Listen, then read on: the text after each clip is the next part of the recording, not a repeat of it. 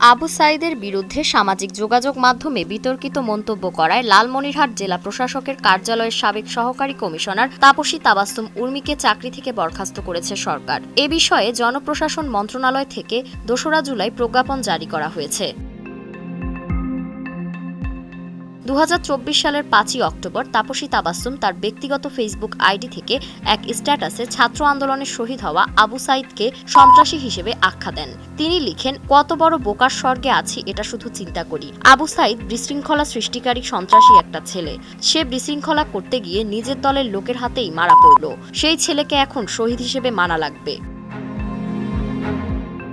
শুধু আবু সাইদ নয়, তিনি অন্তর্বর্তী সরকারের প্রধান উপদেষ্টা ডক্টর মোহাম্মদ ইউনূসকে নিয়েও বিতর্কিত মন্তব্য করেছিলেন। তিনি লিখেন, সাংবিধানিক ভিত্তিহীন অন্তর্বর্তীকালীন সরকারের প্রধান উপদেষ্টা বলেছেন, রিসেট বাটন পুশ করা হয়েছে, অতীত মুছে গেছে। রিসেট বাটন ক্লিক করে দেশের সব অতীত ইতিহাস মুছে ফেলেছেন তিনি। এতই সহজ, কাউন্টডাউন শুরু হয়েছে আপনার মহাশয়।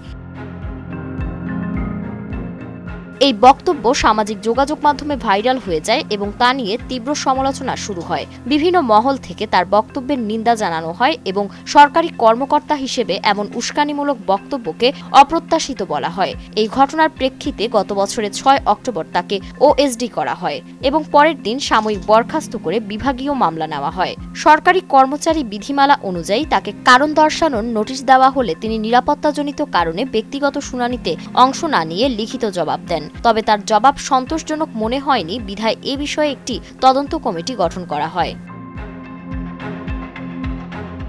তদন্ত প্রতিবেদনে তার বিরুদ্ধে আনা অভিযোগগুলোর সত্যতা পাওয়া যায়। এরপর তাকে দ্বিতীয় দফায় কারণ দর্শানোর নোটিশ দেওয়া হয়। তবে এবারও সন্তোষজনক ব্যাখ্যা দিতে না পারায় জনপ্রশাসন মন্ত্রণালয় তার বিরুদ্ধে গুরুদণ্ড অর্থাৎ চাকরিচ্যুতির সিদ্ধান্ত নেয়। প্রজ্ঞাপনে বলা হয়, পারিপার্শ্বিকতা ও সংশ্লিষ্ট নথিপত্র পর্যালোচনার পর তার বিরুদ্ধে অসদাচরণের অভিযোগ প্রমাণিত হয়।